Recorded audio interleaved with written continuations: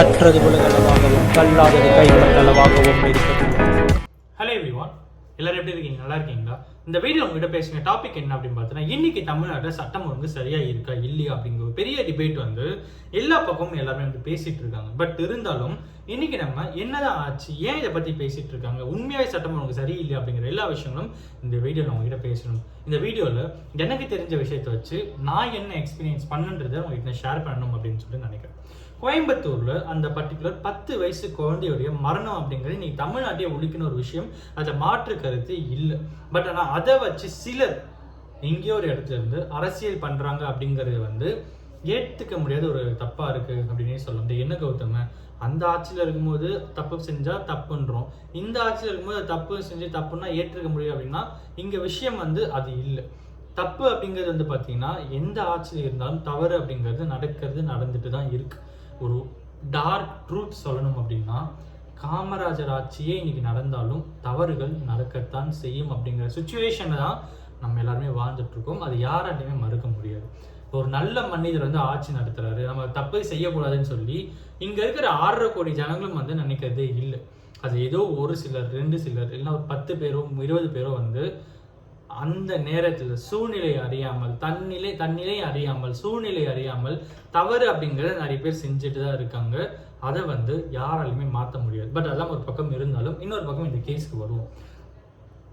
2 நாளாக அந்த பெண்ணை தேடுறாங்க, அந்த குழந்தையை தேடுறாங்க. அதுக்கு அந்த குழந்தை வந்து இருக்காளா இல்லையா என்ன ஆச்சுன்னு தேடும்போது ஒரு பக்கம் போலீஸ் டிபார்ட்மெண்ட், ஒரு பக்கம் வந்து கவர்மெண்ட் அஃபிஷியல்ஸ், ஒரு பக்கம் அந்த குழந்தையோட ஃபேமிலி மெம்பர்ஸ், ஒரு பக்கம் அந்த குழந்தையோட உறவினர்கள், ஃப்ரெண்ட்ஸ்ன்னு சொல்லிட்டு தெருவில் இருக்கவங்க சொல்லி எல்லாருமே அந்த குழந்தைய வந்து தேடிட்டு இருக்காங்க. சோஷியல் மீடியாவில் ஃபோட்டோ பரப்புறாங்க, தெரிஞ்ச ஃபோன் சொல்லுங்கட்டு அவ்வளோ பரப்புறாங்க. கடைசியில் அந்த குழந்தையோட உடலை மட்டும் தான் எல்லாரையும் கண்டுபிடிக்க முடிஞ்சது.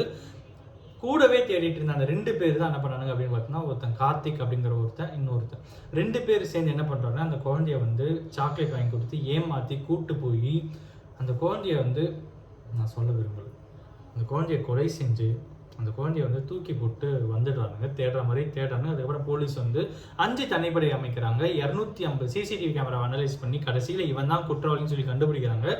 அந்த குழந்தையோட உடலை வந்து ரெக்கவர் பண்ணுறாங்க. இவ்வளோ பெரிய விஷயம் ஒரு பக்கம் நடந்து முடியுது. இன்னொரு பக்கம் என்ன ஆகுதுன்னு பார்த்தீங்கன்னா, இன்னைக்கு அந்த குழந்தையோடைய அம்மா வந்து ப்ரெஸ் மீட் கொடுக்குறாங்க. என்னோட பர்மிஷன் இல்லாமலே குழந்தைய வந்து எரிச்சிட்டாங்க அப்படிங்கிற மாதிரி அந்த ப்ரெஸ் மீட்டில் இன்னொரு விஷயமா அவங்க சொல்கிறாங்க. நாங்கள் வந்து போலீஸ் டிபார்ட்மெண்ட்டில் அலிகேஷன் வைக்கல, அவங்களும் எங்கள் கூட 2 நாளாக சேர்ந்து கஷ்டப்பட்டு தேடினாங்க, அதை மாற்று கருத்து இல்லைன்றது அவங்க ஒரு பக்கம் சொல்கிறாங்க. பட் இன்னொரு பக்கம் என்ன அப்படின்னு பார்த்தீங்கன்னா, அந்த குழந்தையோட அப்பா கிட்ட கன்சர்ன் சிக்னேச்சர்ஸ் வாங்கிட்டு அதுக்கப்புறம் அந்த குழந்தைய வந்து எரிச்சிட்டாங்க. அந்த குழந்தை நீங்கள் புதைச்சிருக்கலாமே, ஏன் அதை எரிச்சிட்டிங்க அப்படிங்கிற ஒரு கேள்வியை வந்து அவங்க முன்னெடுத்து வைக்கிறாங்க. நாளைக்கு ஏதாவது டவுட் இருக்குது அப்படிங்கிற பட்சத்தில் அந்த குழந்தையோட உடல் வந்து புதைச்சிருந்தா எடுத்து நம்ம வந்து அனலைஸ் பண்ணலாமே, அதில் என்ன டேட்டா என்ன கிடச்சா எடுத்து அனலைஸ் பண்ணலாமே, அந்த குழந்தையோட உடலை வந்து நீங்கள் எரிச்சிட்டிங்களே, அதை நான் பார்க்கணும்னு நினச்சேன், இப்போ எனக்கு பார்க்கறதுக்கு முன்னாடியே எரிச்சிங்கன்னு சொல்லி அந்த குழந்தையோட அம்மா வந்து ஒரு ப்ரெஸ் மீட் வந்து கொடுக்குறாங்க. இன்னொரு பக்கம் என்ன அப்படின்னு பார்த்தீங்கன்னா, அந்த 2 பேருடைய கையை உடச்சி அவங்க கை வந்து உடஞ்சி போலீஸ்க்கு தப்பிக்கும் போது கீழே விழுந்து கை உடஞ்சிருக்கு அப்படின்ற மாதிரி ஒரு பக்கம் சொல்கிறாங்க. அந்த கை உடஞ்சி அதுக்கப்புறம் வந்து ஹாஸ்பிட்டலுக்கு போயிட்டு அவங்ககிட்ட வந்து கன்ஃபெஷன்ஸ்லாம் வாங்கிட்டு அடுத்த இஷ்யூஸ் ஒரு பக்கம் போயிட்டுருக்கு. இன்னொரு பக்கம் என்ன அப்படின்னு பார்த்தீங்கன்னா, குழந்தைக்கு நீதி வேணும் அப்படின்னு சொல்லி அந்த குழந்தையோட தாய் சொல்கிறாங்க.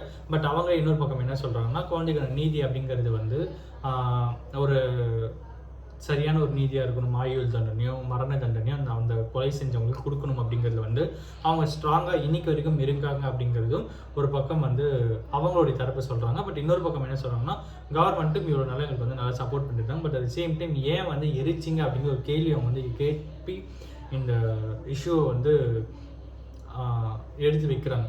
ஏன் எரிச்சிங்க அப்படிங்கிற இஷ்யூ எடுத்து வைக்கிறாங்க. பட் இதில் நம்மளோட பாயிண்ட் அப்படிங்கிறது பார்த்தீங்கன்னா, I can't say anything. That is the truth. ஏன் அப்படின்னா, அந்த குழந்தையுடைய அப்பா வந்து கன்சர்ன் சிக்னேச்சர்ஸ்லாம் வாங்கி அதுக்கப்புறம் வந்து அந்த குழந்தையோட அப்பாவுடைய முன்னிலையில் தான் எரிச்சிருக்காங்க அப்படிங்கிறது வந்து அவங்களே சொல்கிறாங்க. அம்மா இல்லாமல் அப்பா மட்டும் எரிச்சிரு, அப்பா இல்லாமல் அம்மா எரிச்சிருந்தா ஒத்துன்னு இருப்பாங்களா அப்படிங்கிற மாதிரி கேள்வியும் அவங்க வந்து எடுத்து வைக்கிறாங்க. ஸோ இது புரிஞ்சுக்கிற விஷயம் என்ன அப்படின்னு பார்த்தீங்கன்னா, அந்த குழந்தையுடைய அப்பா முன்னிலையில் தான் அந்த குழந்தையோட உடல் வந்து எரிக்கப்பட்டிருக்கும் அப்படிங்கிற ஒரு கேள்வியும் இங்கே வந்து முன்னெடுத்து வைக்க முடியுது. பட் அட் சேம் டைம் இன்னொரு விஷயம் என்ன அப்படின்னு பார்த்தீங்கன்னா, இங்கே சட்டம் ஒழுங்கு சரியில்லை அப்படின்னு சொல்லி நிறைய பேர் சொல்லிட்டு இருக்காங்கல்ல. அவங்களுக்கு நான் சொல்லணும்னு நினைக்கிற ஒரு விஷயம் என்ன அப்படின்னு பார்த்தீங்கன்னா, சட்டம் ஒழுங்கு அப்படிங்கிறது எப்போ சரியில்லாமல் போகும் அப்படின்னா, ஒருத்தர் ஒரு தப்பு பண்ணிட்டு அந்த தப்புக்கு வந்து டேய் நான் இப்படி தான்டா பண்ணுவேன், உன்னால் என்னடா பண்ண முடியும் அப்படின்னு சொல்லிட்டு அவன் பாட்டுன்னு வெளியே ஜாலியாக இருக்கான் பார்த்தீங்களா, அப்போதான் சட்டம் ஒழுங்கு சரியில்லை அப்படின்னு நம்ம வந்து சொல்லணும். ஒருத்தர் தப்பு பண்ணிட்டு அடுத்த 2 நாள்ல இவன் தான் அந்த தப்பு பண்ணான்னு சொல்லி 250 சிசிடிவி கேமராவை அனலைஸ் பண்ணி 5 தனிப்படை அமைச்சு ஒரு குழந்தையை தேடி கண்டுபிடிச்சு அந்த குழந்தையோட உடலை கண்டுபிடிச்சு இவன் தான் அந்த தப்பு பண்ணான்னு சொல்லி ப்ரூஃபோடு அவனை அரெஸ்ட் பண்ணி அவனுக்கு வந்து தக்க தண்டனை வாங்கி தர அளவுக்கு ஸ்ட்ராங்காக செக்ஷன்ஸை போடுற அளவுக்கு இன்னைக்கு அந்த கேஸ் மூவ் ஆயிருக்கு. அப்படிங்கிற பட்சத்தில் இதில் எந்த இடத்துல அவங்க வந்து சட்டம் ஒழுங்கு சரியில்லை அப்படிங்கிறத சொல்கிறாங்க அப்படின்ட்டு வந்து என்னால் புரிஞ்சிக்க முடியல. இவ்வளவு நாளாக அந்த குழந்தைய வந்து கண்டுபிடிக்க முடியல, இல்லைன்னா இவ்வளவு நாளாக அந்த குழந்தையோட உடலை கண்டுபிடிச்சிட்டு யார் பண்ணாங்கன்னு தெரியல. அப்படிங்கிற பட்சத்தில் நீங்கள் அந்த அலிகேஷன் எடுத்து வச்சா கூட அதுவுமே ஒரு பக்கம் வந்து டவுட்ஃபுல். ஏன்னா வந்து போலீஸோட ப்ரொசீஜர்ஸ் ஒரு பக்கம் போயிட்டு இருக்கு அப்படின்னு நம்ம சொல்லலாம். என்னதான் இருந்தாலும் நான் என்றைக்குமே வந்து போலீஸ் டிபார்ட்மெண்ட்டை விட்டு தரவே மாட்டேன் at any cost at any time. ஏன்னா என்ன நல்ல பண்டிகை இருந்தாலும் சரி, எப்பேற்பட்ட விஷயமா இருந்துச்சு, நமக்காக தெருவில் இறங்கி வேலை செய்கிறவங்க யாருன்னு பார்த்தீங்கன்னா ஒரு சில துறைகள் மட்டும்தான். அதில் முதன்மையான சில துறைகளில் ஃபஸ்ட்டு இருக்கிறது போலீஸ் டிபார்ட்மெண்ட் தான். ஸோ அப்படி இருக்கிற பட்சத்தில் அவங்க மேலே நம்ம அலிகேஷன்ஸ் அப்படிங்கிறது வந்து எனக்கு எப்பவுமே மனசாட்சி உறுத்துவாங்க. வெயிலில், மழையில், அடிக்கிற வெயிலில், இன்னைக்கு 108 டிகிரி வேலூரில் வெயில்னா அந்த வெயிலில் போனால் ஒரு போலீஸ் ஆஃபீஸர் வந்து நின்றுட்டுருக்காரு டிராஃபிக்கை கிளியர் பண்ணுறது. இன்னொரு பக்கம் வந்து சட்டம் ஒழுங்கு சரியாக இருக்கணும்னு சொல்லிட்டு ஹைவேல வந்து போலீஸ் டிபார்ட்மெண்ட் இருக்காங்க, அவ்வளோ கஷ்டப்படுறாங்க. இன்னொரு பக்கம் வந்து பார்த்தீங்கன்னா கேனில் தண்ணி வாங்கி வேனில் வச்சுக்கிட்டு 1 லிட்டர் 25 லிட்டர் கேனில் தண்ணி வாங்கி வெயிலில் தாங்க முடியாமல் தண்ணி குடிச்சிக்கிட்டு அவ்வளோ கஷ்டப்பட்டு வேலை செய்கிறவங்களா இருக்காங்க. இதெல்லாம் மத்தியில் ஒரு தப்பு நடக்குது, அந்த தப்பை வந்து இந்த அளவுக்கு அவங்க சால்வ் பண்ணுறாங்க அப்படிங்கிறது வந்து பாராட்ட வேண்டிய ஒரு விஷயம். பாராட்ட முடியல அப்படின்னாலும் இதை வச்சு சட்டம் ஒழுங்கு அப்படிங்கிற ஒரு விஷயத்தை வச்சு அரசியலை மாற்றலாம் அப்படின்னு நினைக்கிறது அப்படிங்கிறது எந்த அளவுக்கு தப்பு இருந்து பேசினா ஓகே. தப்பே இல்லாமல் சிலர் வந்து ஆன்லைனில் சோஷியல் மீடியாவில் வந்து நிறைய பேர் வந்து பேசிகிட்டு இருக்காங்க. எப்படி பேசுகிறாங்கன்னா, விஜயண்ணா வந்து சிஎம் ஆகிட்டு ஏன் இந்த மாதிரி தப்பு பண்ணுறாரு, விஜயண்ணா வந்து நம்ம எதுவுமே எல்லாம் கரெக்டாக இருக்கும்னு சொல்லலாம், சரி அப்பா நம்ம வந்து சிஎம் ஆக்கியிருக்கோம், ஏன் இந்த மாதிரி நடக்குதுன்னு சொல்லி விஜயண்ணா மேலே வந்து ஒரு அலிகேஷன்ஸ் நீங்கள் வைக்கிறீங்கன்னா நான் கேட்கணும்னு எனக்கு ஒரே கேள்வி என்ன அப்படின்னு பார்த்தீங்கன்னா, தப்பு நடந்து இவ்வளோ தூரம் வந்து எடுத்துகிட்டு வந்து கேஸை எடுத்துகிட்டு வரீங்க, வந்து சார்ஜ் ஷீட் ஃப்ரேம் பண்ணுற லெவலுக்கு இந்த 1 வீக்குள்ளே இந்த கேஸ் வந்து இம்ப்ரூவ் ஆகி வந்திருக்கு அப்படிங்கிறது வந்து ஒரு பெரிய விஷயம். பட் அது சின்ன விஷயமா அவங்களோட ப்ரொஃபஷனலாக அந்த ப்ரொஃபஷனலிசமாக அந்த கரெக்டாக மெயின்டைன் பண்ணி பண்ணியிருக்காங்க அப்படிங்கிறது வந்து நம்ம என்றைக்குமே விட்டு தரக்கூடாது அப்படிங்கிறத வந்து உங்ககிட்ட தெளிவாக பேசணும் அப்படின்னு நான் நினச்சேன். இந்த தமிழ்நாட்டில் சட்டம் ஒழுங்கு சரியில்லை அப்படின்றதெல்லாம் தாண்டி சட்டம் ஒழுங்கு இங்கே சரியாக தான் இருக்குது அப்படிங்கிறது தான் அந்த வீடியோவில் உங்ககிட்ட பேசணும் அப்படின்னு நினச்சேன்.